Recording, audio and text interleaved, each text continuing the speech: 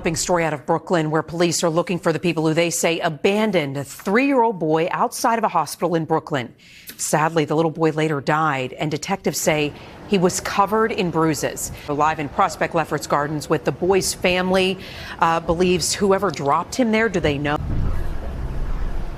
Yeah, the boy's family says it was his own mother who dropped him off here at the emergency room in Downstate Medical Center, along with her boyfriend. She was not by herself, along with her boyfriend. Police are now searching for the couple, and the boy's grandmother is pleading with them to surrender. I'm the grandmother. It's hurting me, y'all. I don't know what to do right now. A family in Brooklyn mourning the death of a little boy who was an angel to his grandmother. Police say 3-year-old King Davis was left by his mother on Sunday morning in the emergency room at Downstate Medical Center. King died moments later. The boy's family asking the mom to turn herself in. This was your child, nobody's child but yours. And if you loved him how we loved on you, please turn yourself in. The child's family says his 24-year-old mother is not responding to their phone calls or text messages. She apparently was with her boyfriend at the time. The mom's great aunt believes she's been influenced by the man said to be in his late 30s. Sunshine herself deals with intellectual disabilities, and she does not have the mindset to distinguish a lot of what's between right and wrong. Investigators say the boy had some bruises and have been scouting the area for video looking for a white car seen on Clarkson Avenue not too far from the hospital.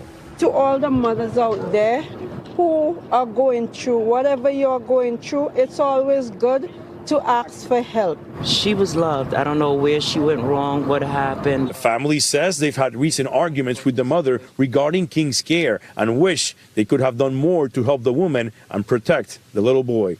I told her, let me have him. You're not getting him, it's my child. Only 3 years of him being on the world, because he could have had so much more. He could have been so much more. The family tells News 4 that the boy's father is currently in prison. The hospital declined to comment, directing questions to the NYPD as the search for the mother and her boyfriend continues. For the sake of that little baby, I hope these two scoundrels are apprehended really fast. Condolences to that little boy and his grandmother and the rest of the family. If you know anyone who's abusing their kids or being abused, please get them help. So good afternoon. I'm Sheriff T.K. Waters, and today, along with members of JSO's homicide unit, I announce the arrests of Keith Johnson, Donnell Larkins, Gerard Sykes, and Keith Fields for the January 24th shooting that tragically ended the young life of 7-year-old Breon Allen Jr. That shooting also seriously injured Lafayette Mango. The detectives standing with me have worked tirelessly to build the cases that have led to these arrests. These suspects have all been arrested for second-degree murder, conspiracy to commit murder, and attempted second-degree murder. At 24, 20, and 18 years of age, respectively, Sykes, Larkins, and Fields are all documented gang members. Johnson is a 21-year-old documented gang associate. On the screens behind me, you'll see them being walked over this morning to be charged. 2 days after this tragic event, I visited with Breon Allen Jr.'s grieving parents. And during that meeting, I promised them that this agency would do everything in its power to bring the perpetrators of this senseless and horrific violent crime to justice. And we've only just begun. This is an ongoing investigation, so there's very little that I will share about the facts and the circumstances of this case. But what I can tell you is this.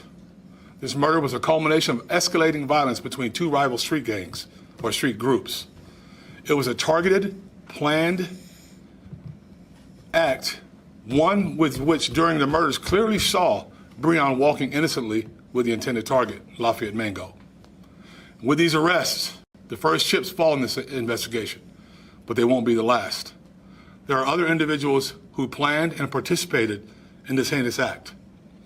We know who they are, and our investigators are building strong evidentiary cases against those perpetrators.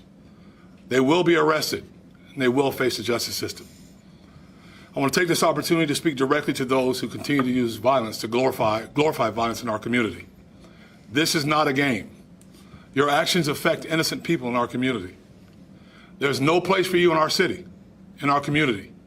And if you don't change your lifestyle, JSO will not rest until you are off of our streets and the good people of this city are free from your terror. We're going to come for you. That's a promise. We won't rest, and we will not tire. You will be held accountable. To Breonna Allen Jr.'s parents, this agency stands with you. Jacksonville stands with you. This community will not submit to brutality. The loss of one life is one life too many, especially one as precious as Breon's. Now's the time for accountability. So at this time, I'll answer any questions that I can that don't impair the investigation as we move forward. Now this little soldier can rest in peace, and this family can get the justice that they deserve. And this concludes tonight's episode of Prime Crime Network. I'm your host, Gracious Marlowe, and we'll catch you next time.